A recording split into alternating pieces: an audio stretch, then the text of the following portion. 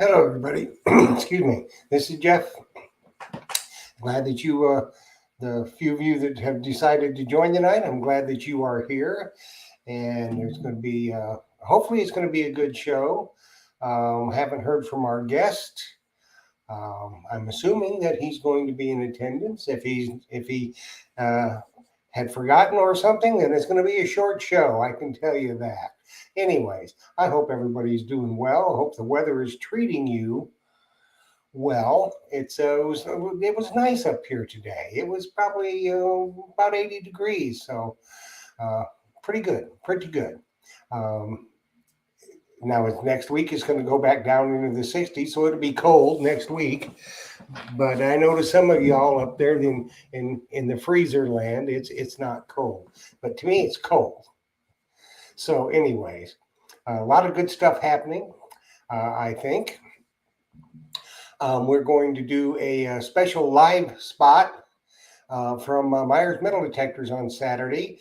There seems to be a dilemma with MindLab with their new detectors. All the distributors and such are out of stock or whatever.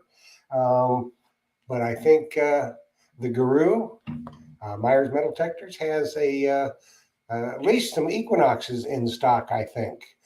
So we're going to do a little live spot on Saturday at about 1:30 to keep you up to date on what's going on with the chain of command, so to speak, or supply chain with MindLab and when Phil is planning on getting them in. There's going to be some changes to the Treasure Talk lineup. I just spoke with Detect Ed just about maybe a half hour ago, and he is just now getting in his parts for his Deus 2 shaft, so he wants to postpone his appearance on Treasure Talk for a while until he has the shaft all put together, and he's working on a couple other new things that he wants to debut on the show. So there's going to be a little change there. Like I said, lots of stuff going on. Lots of stuff going on. As you were aware, Monday night we talked with Pete from Dig Stock Events. That's going to be a really exciting hunt, which I will be in attendance. The Mumbles Man and myself are going to go to Dig Stock and see a lot of people. I hope to meet a lot of you that I have not had the pleasure of shaking your hand as of yet. But I certainly am looking forward to that. It should be a really exciting hunt. Lots of people there. So maybe I'll get lucky and find something. Yeah, you never know. I hope so.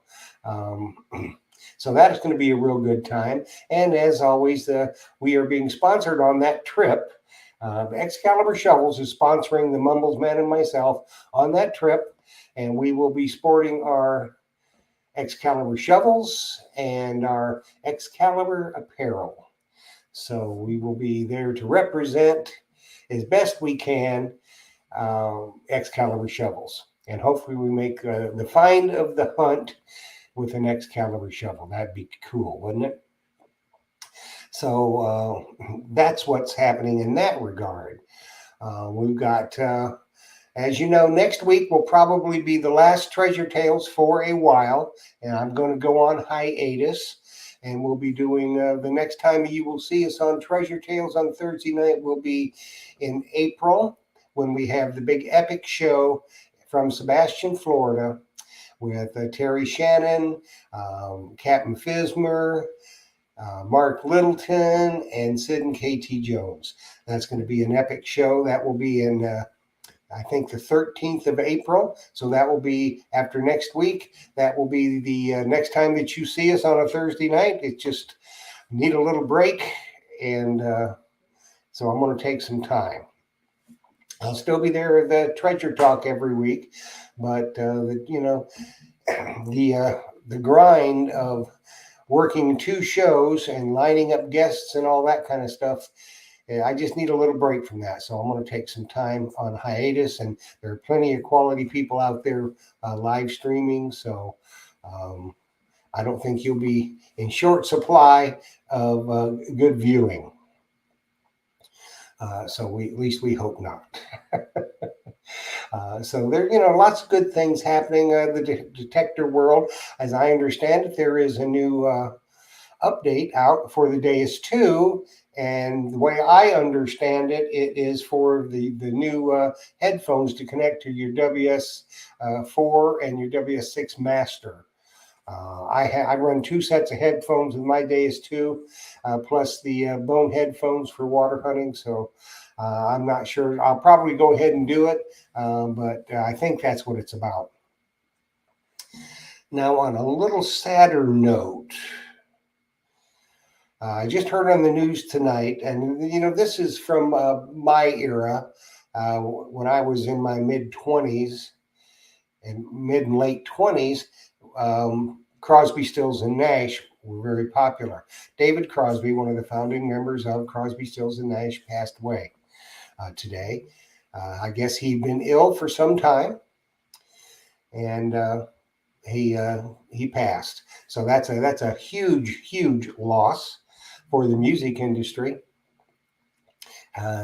He had his demons, as we all do have our demons, but he was very talented. As if you remember, some of you people that are maybe as old as I am, most of you are not, so you may not remember it.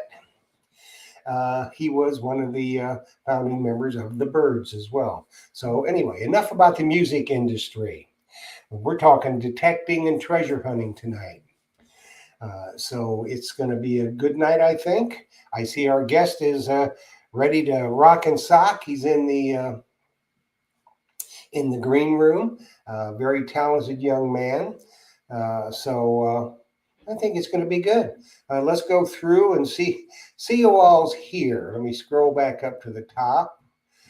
Okay, first in the chat was the beautiful and very extremely talented Adele Lampersky Rutherford. Adele, how are you? I'm so glad that you were here tonight. She was followed closely by Andrew T., another good friend, Canadian friend. And let's see, Robert Ridgway from Pinellas Park. Hello, Robert. Glad that you joined us tonight. And Maria Reese, the wonderful and talented Maria Reese. From Palatka, Florida, is in the house. Glad that you're here tonight, Maria. Joe 4077. Hello, Joe. Glad that you joined us tonight. Iffy Signals in the house. Glad that you're with us tonight. And the Guru, my brother from another mother, Phil Myers Metal Detectors, in the house tonight. Let's see who else is here. The Mumbles Man in attendance tonight. Fox in the Ground Detecting. Good to see you. Glad that you joined us tonight. Martin Bishop. And glad that you are with us tonight. It's good to see you. My other brother from another mother, John David, Plays in the Dirt, is in the house. And the Digging Canuck is in the house. Glad that she's here. Let's see.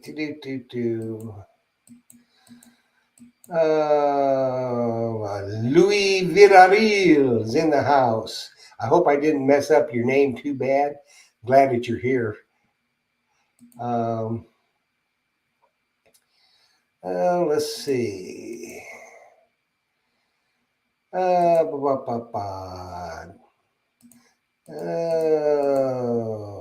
Okay. AAP's Variety Channel. Glad that you are here tonight to join us. It's good to see you. Let's see who else is in the house. Practical Ken. He's a very nice young man. He has been a guest on Treasure Tales before, and I hope that I get to meet him in person at Digstock. I know the last year he won a ticket to Digstock on Treasure Talk, so he said he had a blast, so that's good. That is real good. Let's see.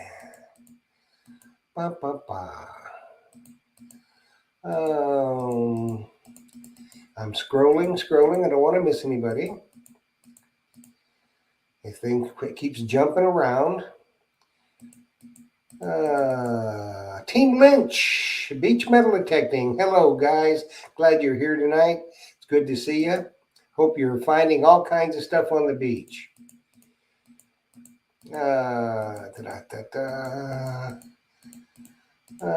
Let's see. Well.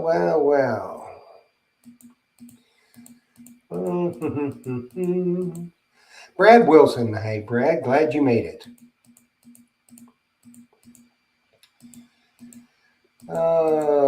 We may be getting close to the end of the chat.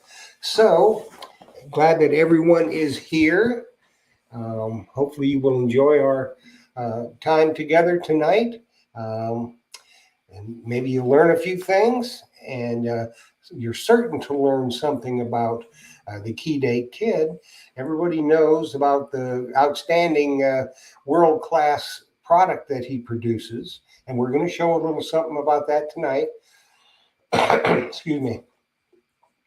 But a lot of you don't know that he's a very talented detectorist. We're going to try to talk a little bit about some of his, he hunts a lot of ghost towns out there where he is at, and he's going to talk about that. And he's made some major significant finds, and we'll talk and see if maybe there's something new on the horizon with him or coming down the pike.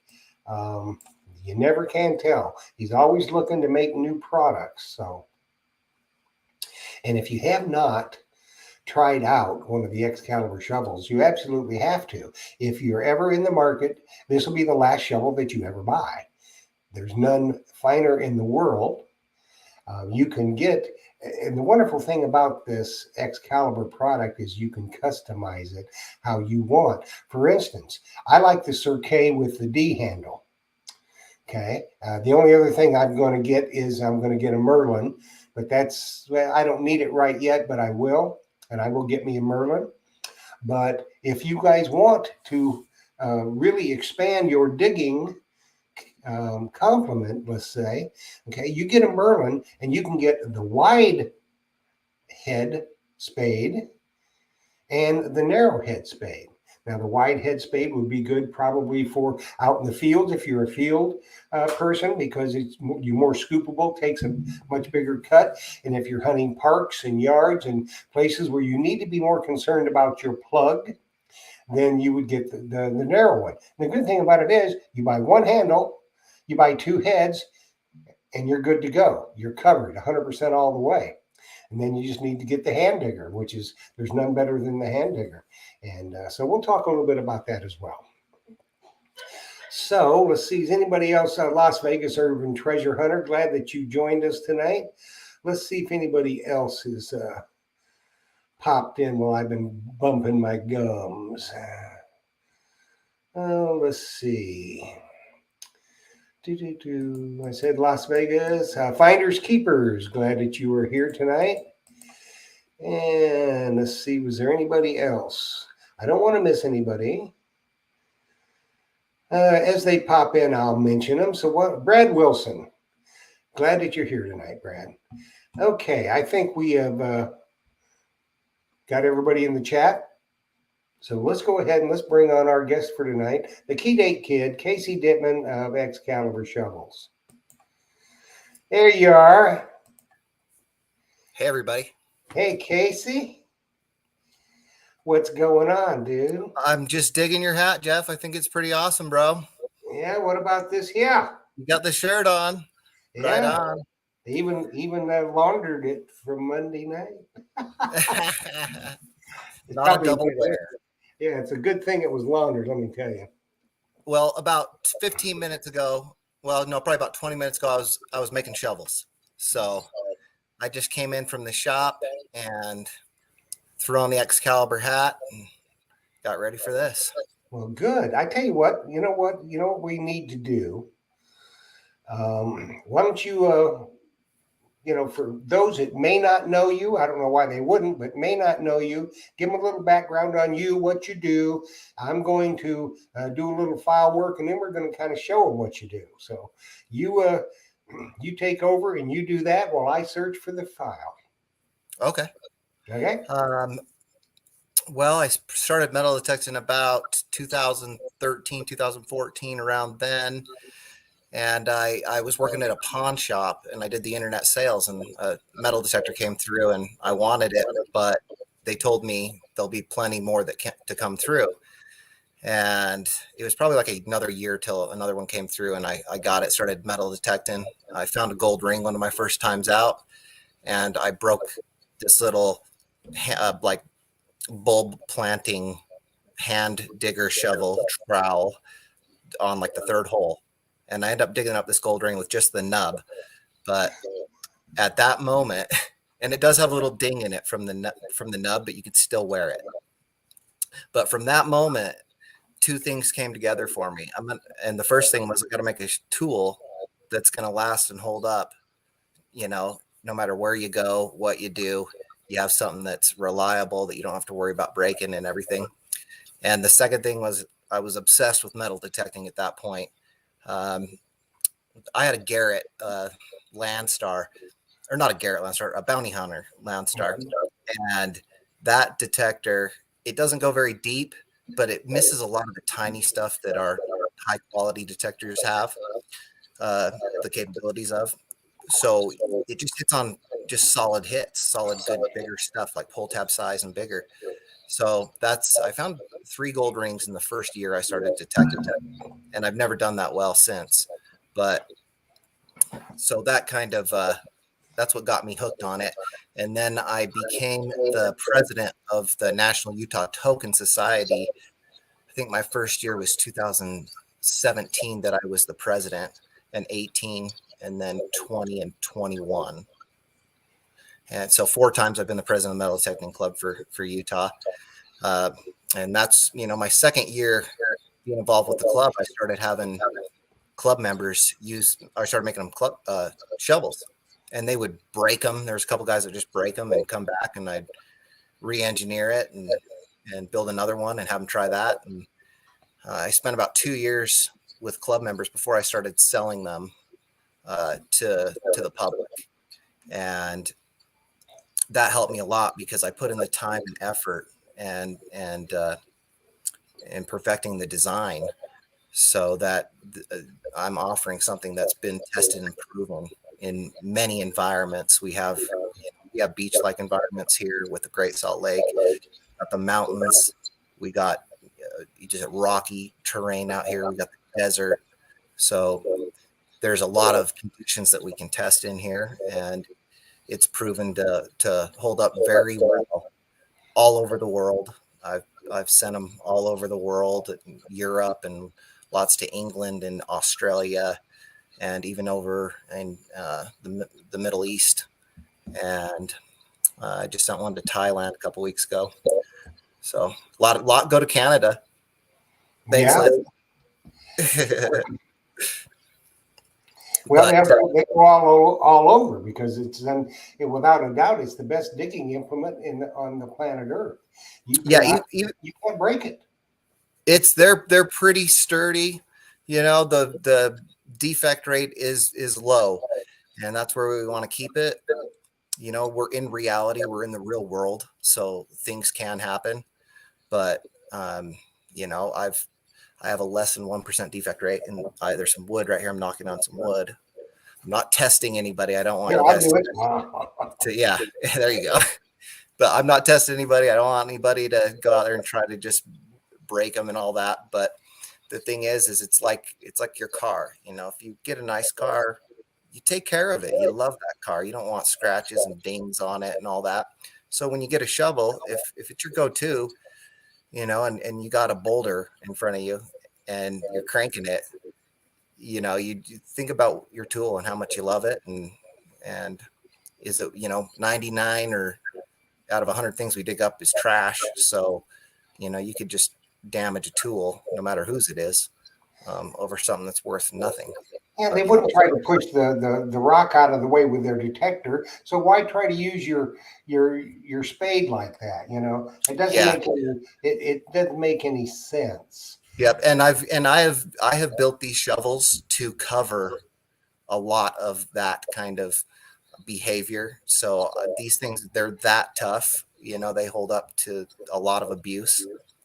Um, but you know, like I tell people, it takes years of experience doing this, and I've been doing it over 8 years now, and with that knowledge, it just puts these things so far ahead of a lot of the other digging tools out there.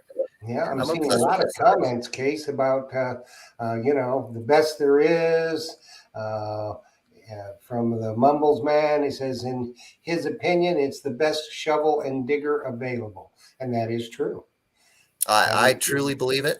It's a plug digging style shovel, meaning you chisel around the target, whether it be a U or a V, or if you're not in grass, if you're in dirt, other digging, you can do full circle around it.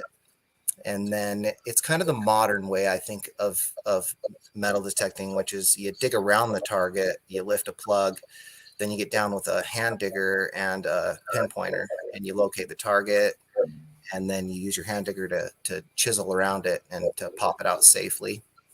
I know Well, the one of the things I really love about your hand digger, other than the serrations on both sides, is the grip.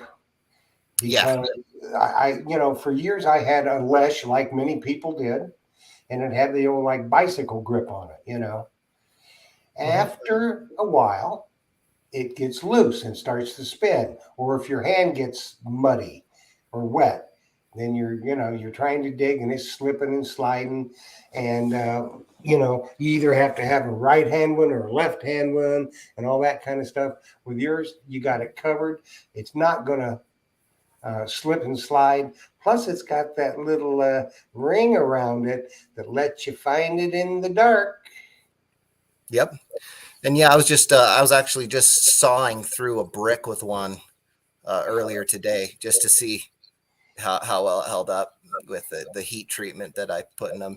And I was sawing a brick at a fast rate with it, and I was very, very pleased with that. Well, the thing about the shovel, Casey, is if you're, like, say, you're hunting in the woods, for instance, or a brushy area, any place that's got a lot of roots, because a lot of times some of the good finds are around old big trees, and there's a lot of small roots down there. Boom, it's going to cut right through the roots. Oh yeah. No problem at all. And weight wise, hey, it's lighter than the Samson I had. You Yeah, know, these the serrations, I've spent many hours perfecting the serrations, and there's a lot that gets into these to getting them to work just right. Um, so I spent the time on this, and they really work really well getting through roots, and trees and roots are great places to find good stuff. They lift stuff. Um, the other thing is all my shovels, I'm an all metal design. So a lot of people like to give me input and opinions and things like that. And I appreciate it. But my design is an all metal design. So the hand digger it's all metal. It doesn't have a handle on it that's going to, like you said, like it's going to spin. It's an all metal design. And that's with all my shovels. They're all metal. And, I've spent the time and figured it out and got the lightest materials that I can use that are also incredibly strong. yes. So it's uh, it's truly become something different, and they really are getting on the next level type of place now because of just all the time and efforts that I've spent into uh, each different fabrication technique and just everything with it. There's so it becomes massive, massive Oh um, yeah. endeavor because I just become obsessed with it. I just want to make them better and better and better, and down to like the powder coating on them. I learned how to powder coat and did it did it all myself, and there's just so much that I've put into these now that they really are coming through, and a lot of people are switching to Excalibur, and it's really cool. It's flattering, but I'll tell you guys, I am putting the time in, and it's been since after Christmas, because that's what everybody happens to everybody is they get the detector for Christmas, and then they're like, how am I going to retrieve the target? Yeah. And that's where I come in. And so after Christmas every year, before Christmas picks up, but after Christmas, that's my busiest time of the year. So people got money for Christmas, Casey, and they go, yep. hey, now I can get what I want. So yeah. You don't mind that this is a busy time of the year? Not at all. Not at all. It's frozen over here. We had 2 feet of snow here 2 weeks ago, and it's pretty much all melted off now. But so it's not that great a time to be detecting, even though I like to go in the winter. I think it's really fun if the ground is thaw. And but it's been 10 to 12-hour days of shovels every day for the last, I don't even know how many days now. Well, that's the thing. It shows the dedication that you have, because when people place an order, if they don't buy it through a dealer and they buy it directly through you, you don't want them to wait for 3 to 4 or 5 months. Say, well, I'm backed up, yada, yada, yada. You put the time in, but you don't skimp on the quality of the build. That's right. And that's the key thing. Yeah, I put the time in on every shovel. These things are not, this is not an easy thing to do. And I put the time and effort in on each shovel, and making sure that the quality control is there. So I look over every bit of every shovel that I fabricate and make sure that it's the best. Well, it shows. And the thing, I think many things that people like about them, other than how well they work, how well they're designed, is when you came out with the Merlin, that was the coup de grace. And I'm sure you probably got something ticking around in your head about something else, but right now the Merlin is the quill. And with your wide spade and the regular, I mean, anybody that is a detectorist that, let's say does field hunting, that kind of thing, or yards and parks, why would they not want a Merlin with the double head? Yeah. And is Iffy Signal still in here? Yeah. Well, we are going to have a triple head soon. So you guys are just going to have to wait and see for that one, but it's going to benefit the I had a guy, I think his name was John in Pennsylvania, asked me about something, and it gave me this idea, and we've got another one coming, and it's for the field hunters. Oh, that'd be interesting. And that should be a huge, huge hit in England. Yeah, it would be great for England. Even in, like, say, Australia, out in the outback, when they hunt out there, or even if somebody wants to use the shovel on the beach, Yeah, people do use shovels on the beach. That's the beautiful thing about the shovel, is you can use it. It covers the largest amount of digging environments. Obviously a sand scoop is going to work best on a beach, and in certain areas a pick is going to work the best. So but the shovel can work in pretty much most environments. So that's why the shovel's the go-to item for the metal detectorists. Yeah. If he asked this, that the pick from the day, Casey. Well, we can't hardly wait to see it. I mean, it's going to be good. And then the colors it is. Are, that's pretty cool. So you pretty much got it made. Now, we've been talking about your quality. Why don't we go ahead and run this, and you'll be able to narrate as we go through it. And I think that people need to see kind of what goes in it. Yeah. Yeah. So let's go ahead and run this, and give them a treat, shall we?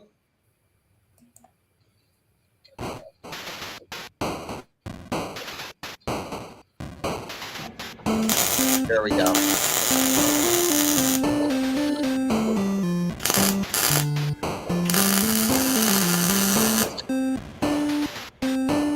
Just a little welding there, and there's the spade.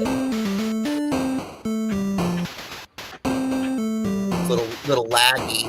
I guess I should release this in HD because that's pretty laggy. But you listen to these roots. Well, Casey, you need to be busy building shovels now. Listen to those roots. There's a big maple tree right next to there. And look at the plug. It's a very, very nice plug, very clean.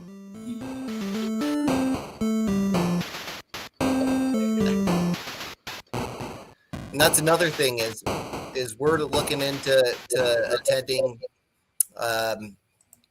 the metal detecting events. I want to get out there and I want to meet the people that use my shovels, and I've made a lot of friendships. Talked to a lot of people on the phone. A lot of people have just specific questions and things they want to talk about. Mm-hmm. But I'd just like to be able to meet everybody and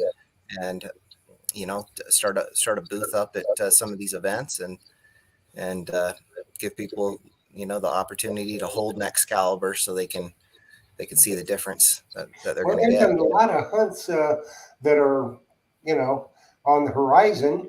Some of the bigger hunts would obviously, the more people you can get to, the better. Correct.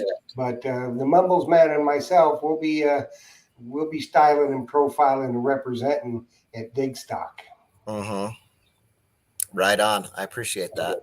So we'll have he'll have his Merlin and I'll have my Sir K, and we'll be walking around going, hey.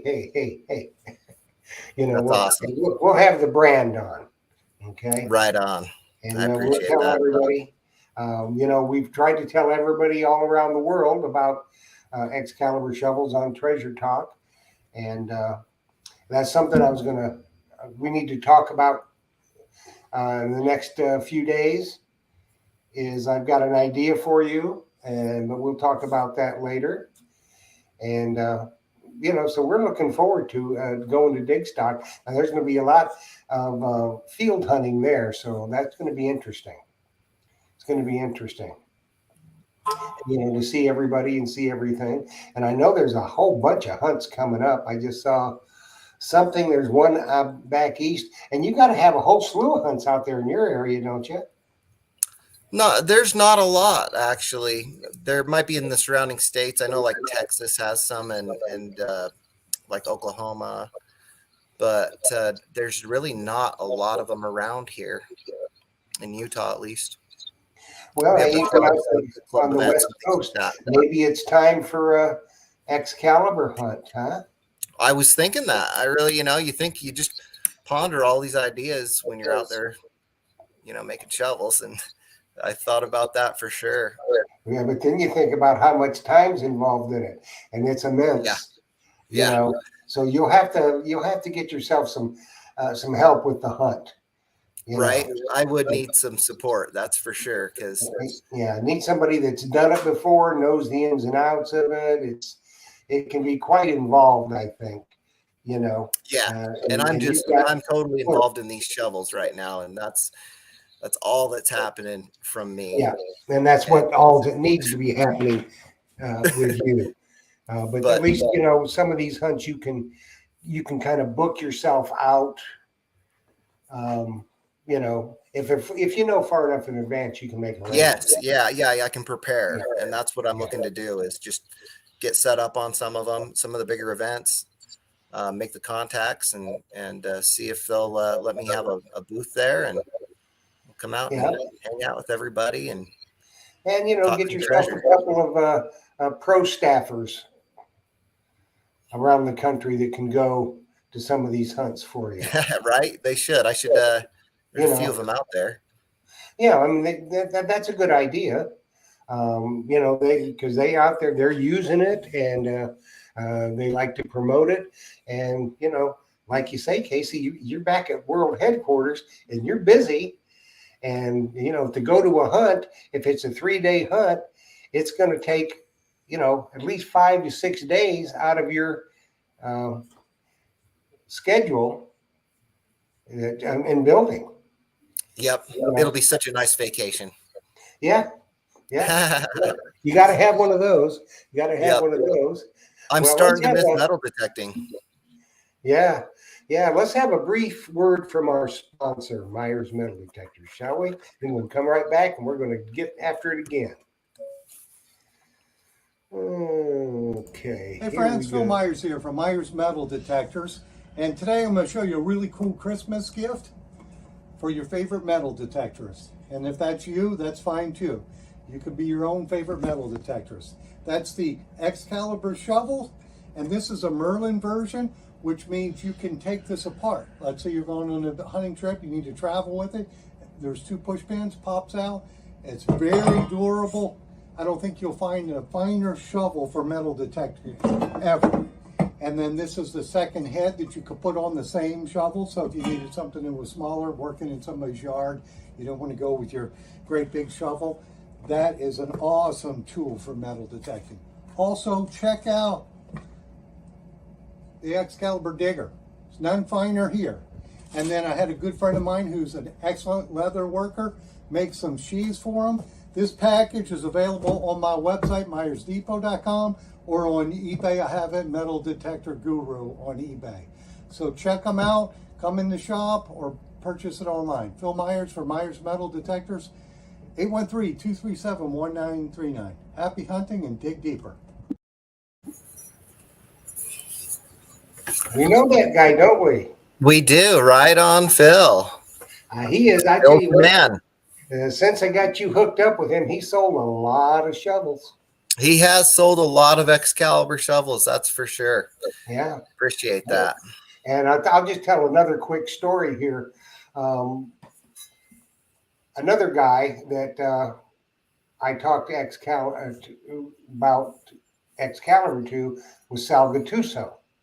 And he's the one that Mumbles Man and I went to England with. And I told him, I says, because he tried to pack a shovel over there, and the shovels over there that they give us on these digs are just not great. I said, what you got to do is you need to get up with them and get a Merlin, because it breaks down and fit right in your backpack, bing, bang, boom, or in your suitcase, and you're good to go. So I think he did get up with you. I think they bought a whole bunch of hand diggers and shovels, I think. But they, for their England trips, didn't they? Yeah, Sal. Yeah, he did. He bought a bunch of hand diggers. Yeah.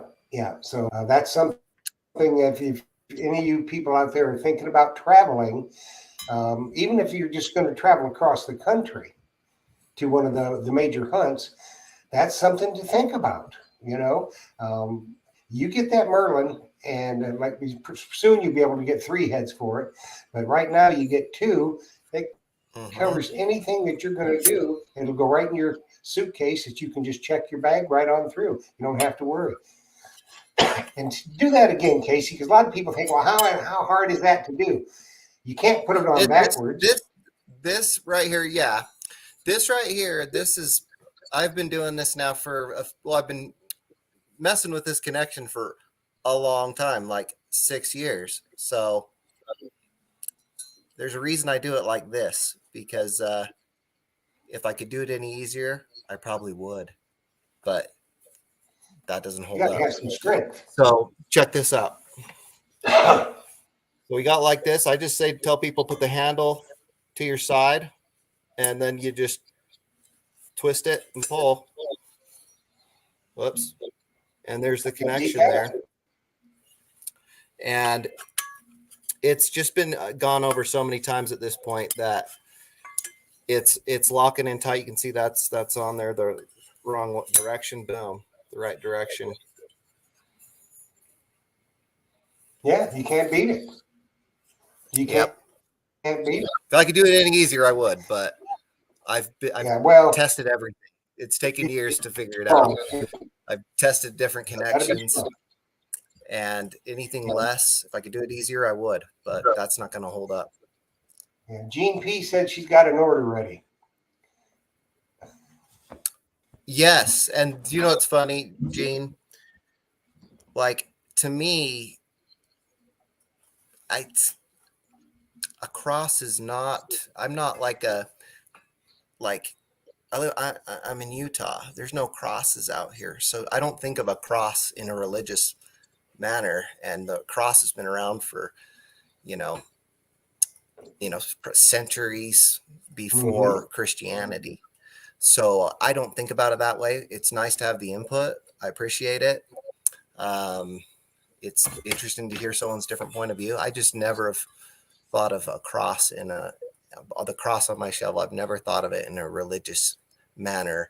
A cross in some of the oldest um, parts of history, it just represents life, and Yep. that's it. Just life. It doesn't mean anything about Christianity or anything like that. And I don't mean anything by it. Um, I just have. Probably the thing that's different from my situation is I'm in Utah, and there's there are crosses, but for the most part, there you rarely ever see a cross here. Well, there's plenty of other stuff in Utah. You got a lot of ghost towns, right?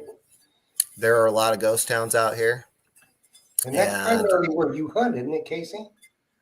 um, that's where a lot of my YouTube. I film a lot of my YouTube. I like to get away because Salt Lake's getting really populated right now. So I know. it's nice to get away and from the city life and check out a ghost town and hang out in a ghost town. But I like to metal detect tear outs when they tear out, buildings and old houses and things like that. I think they're really fun, and you can dig more target signals as opposed to like a lawn because the you don't want to mess up someone's lawn too much. But a tear out to dirt usually, and you just pick through it, and you can find a lot of good stuff in those. I like to bottle dig as well, and the Excalibur shovels work excellent for bottle digging.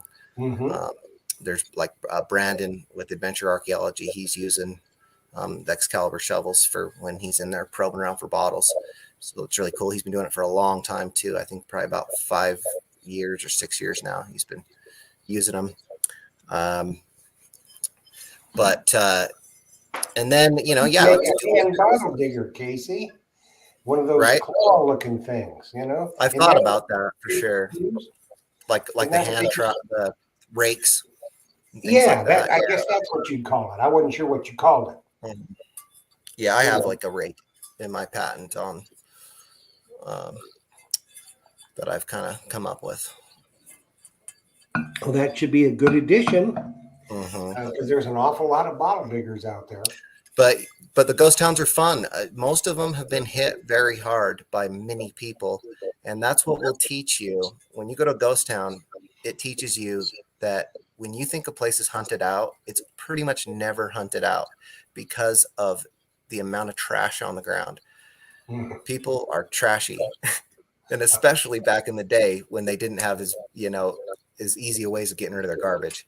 So that stuff, cans and everything are all over the ground. And I've been to places where I know for a fact thousands of metal detectors have been, and I still find stuff in places where I know people have had a coil. It's just a matter of all the environmental things that can happen. Someone was telling me recently. I talked to a lot of people calling me about the shovels. We talk treasure and all that. And someone had told me recently that they talked to a geologist and they said that a coin, due to the environmental conditions, can move 11 inches in 1 year. Really? Yeah, due to erosion, trees like roots growing, and um, floods, erosion and fires and things like that. So there's so many things that can move the earth that a coin can move up to 11 inches in that range. Well, It's yeah, amazing. that brings into mind, a lot of times you won't have a signal with certain detectors because the coin may be on edge.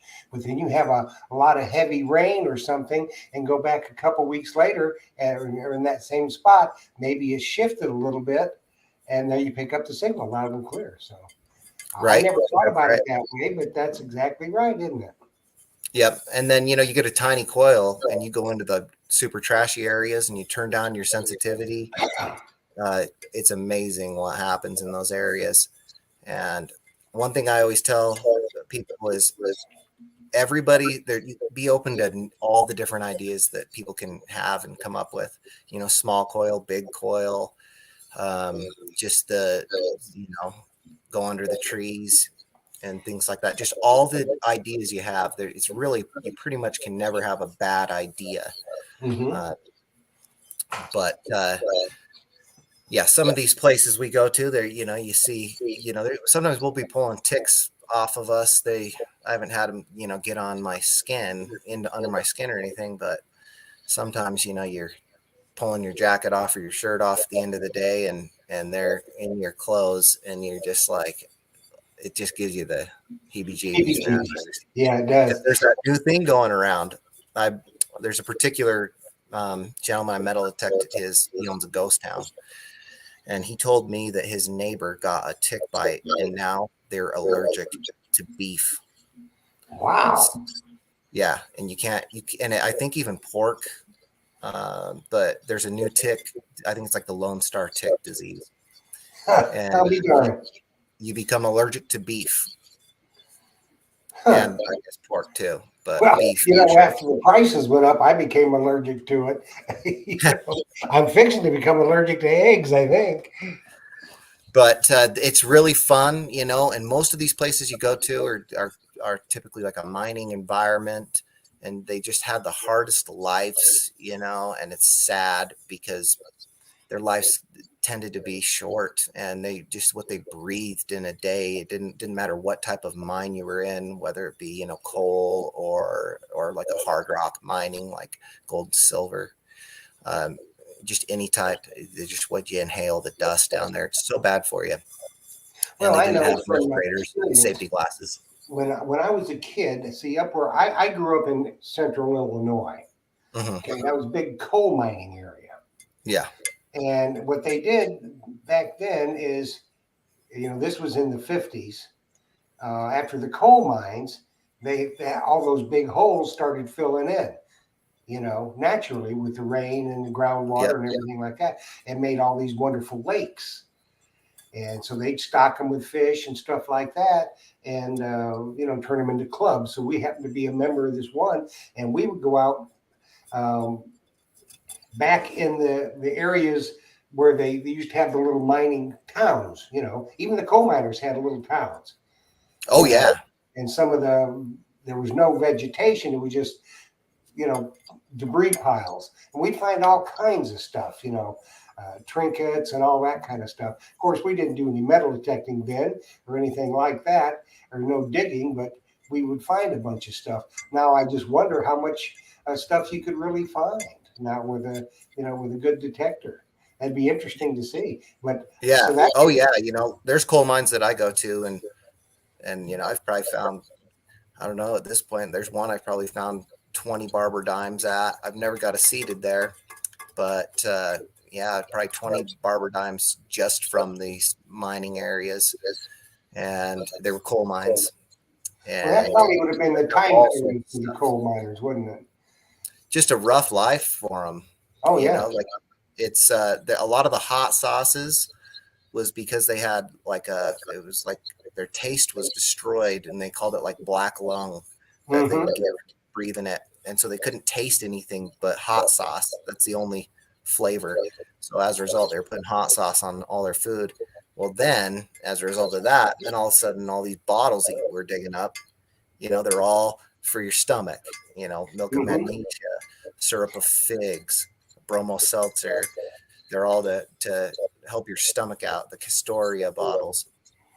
So and later for their breathing.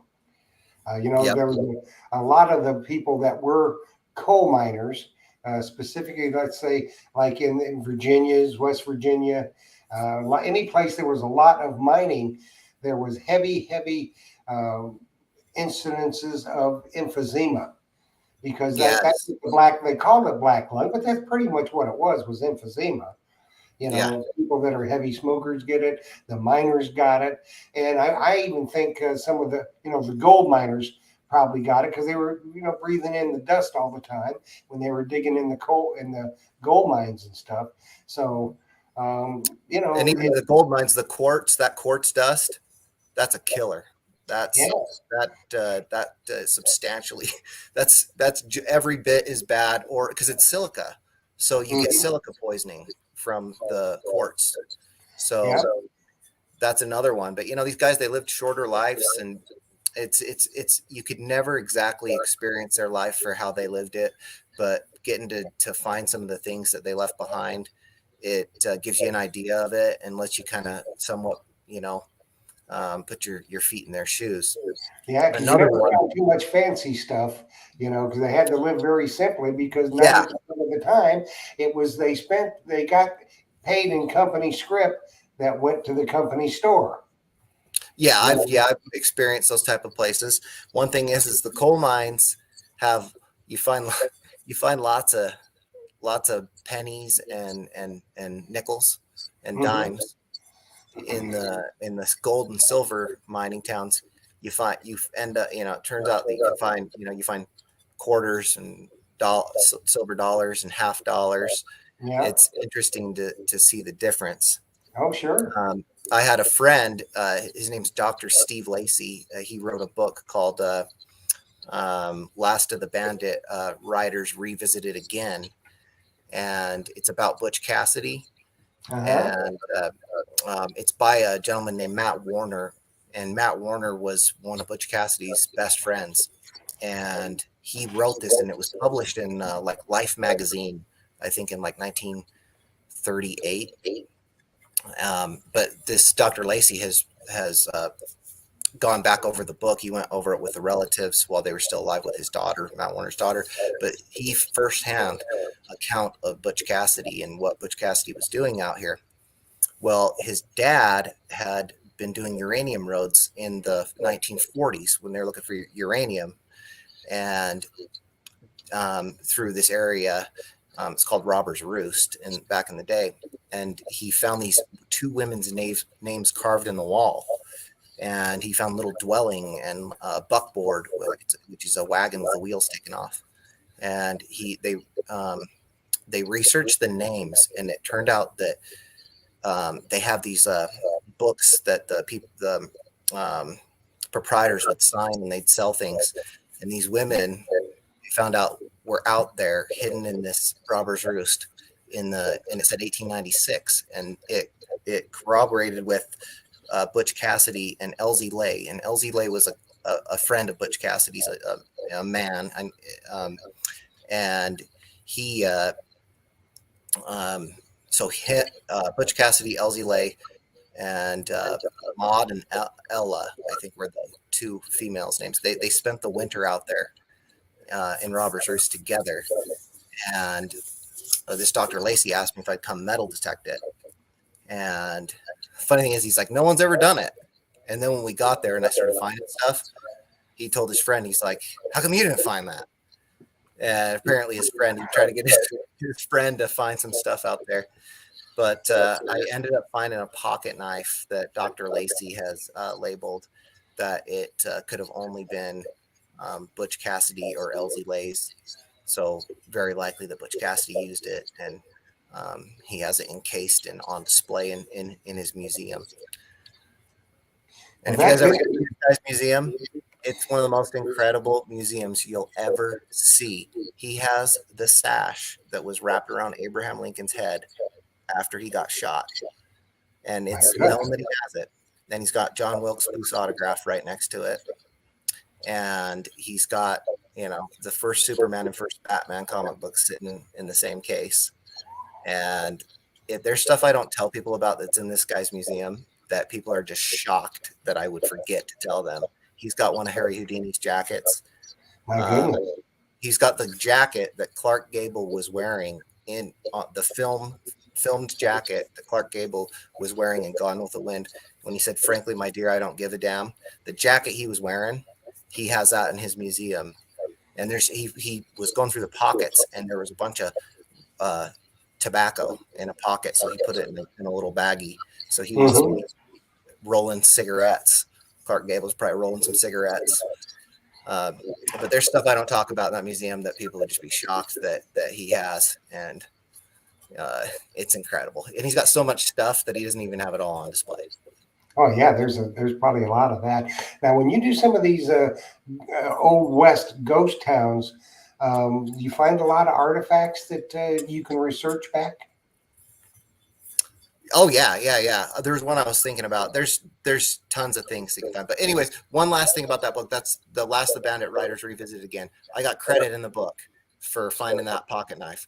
That's what the finisher was on that story. But the relic stuff.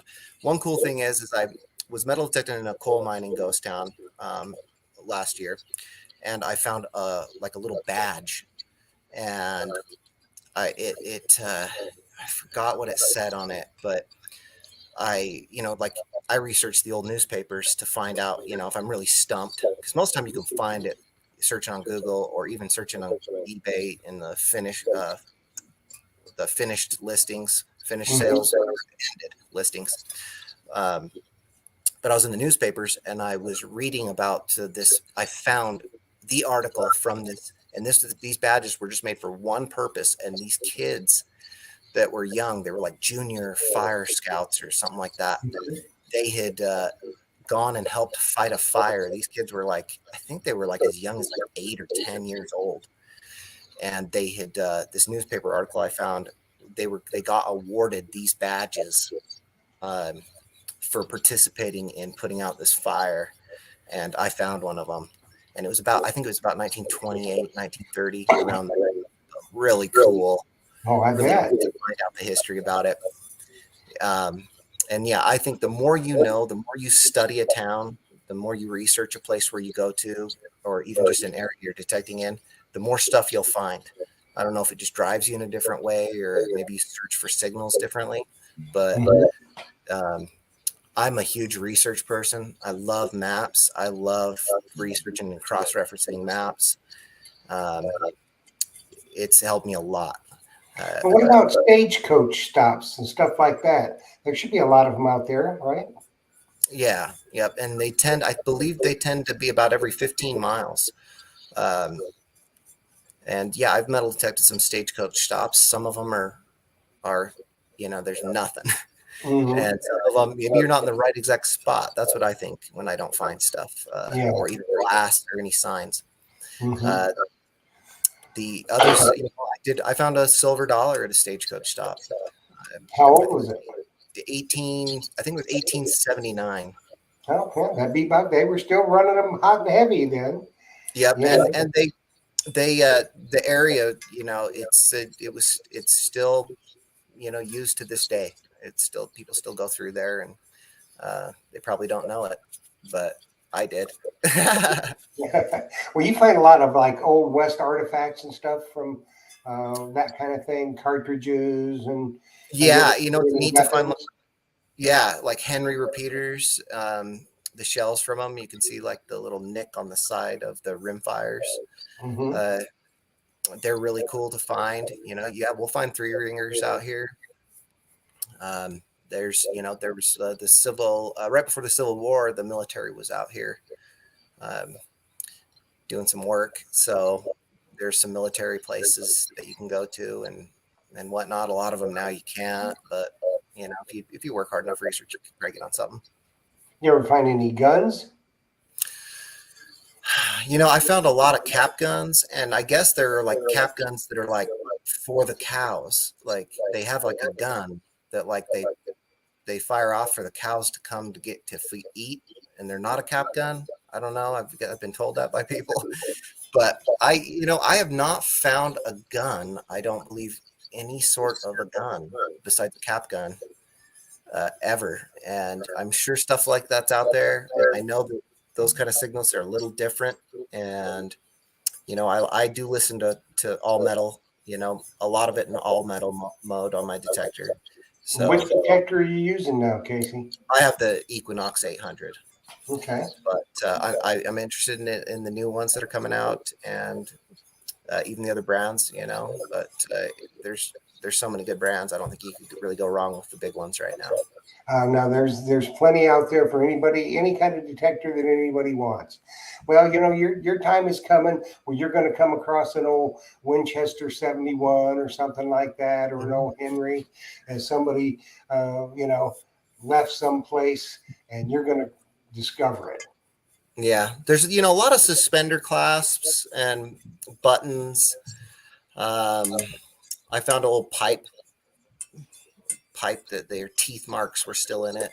Pretty neat. Lots of marbles. I run into a lot of marbles, so I see that, you know, like the clay ones and Bennington style marbles, German swirls, and the porcelain marbles.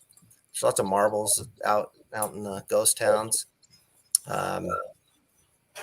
And, you know, I like bottles too. I think the bottles are cool. I've got a lot of inks, and then, you know, like the stomach ailment bottles, you run into those. Any old whiskey bottles? I have, you know, they're the ones that I found are they're just slicks, a slick style. So not really much of a value to them. But there's one that was found out here that was like, it was from California, a California bottler. And I think they sold it for like $30,000 or $40,000. Wow. Yeah. Well, from what I understand, though, back in the day, in the saloons, they had the kegs of whiskey, and they would fill the bottles up. Yes. Just right. That's what you would call a slick, right? And just a slick is like a non-embossed bottle. Yeah. Yeah. Like a bottle. Yeah, it's got. And they just fill it up if you know, these bozos wanted to drink a bottle of whiskey. Yep, I found a lot of barrel taps. Found a lot of barrel taps. You know that they were drinking aplenty. Yeah, I guess they did a lot of drinking. And it was like back in those days, it was really a lot of drinking was medicinal. They of course used it was. I got a 'cause cold. Give me a bottle of whiskey. Boom. during Prohibition, I'm sure a lot of people know about this and have dug these bottles, but during Prohibition, you could get a prescription for alcohol and whiskey. So you could still drink during Prohibition. You just had to have a doctor. A popular doctor too, wasn't it? Yeah, you had to talk about doctor shopping and all the stuff that goes on. I bet you it's always been going on. And Yeah, back in those they're days, doing it again now they were wanting to get their drink, or they were making it in their bathtub. That's right. That's right. Well, you know what, Casey? We done blown through it better than an hour, son. Right on. So it's time for you to go back and build some more shovels, because I know you got orders. And I think probably Philip's about ready to place another order with you. And we'll get him taken care of.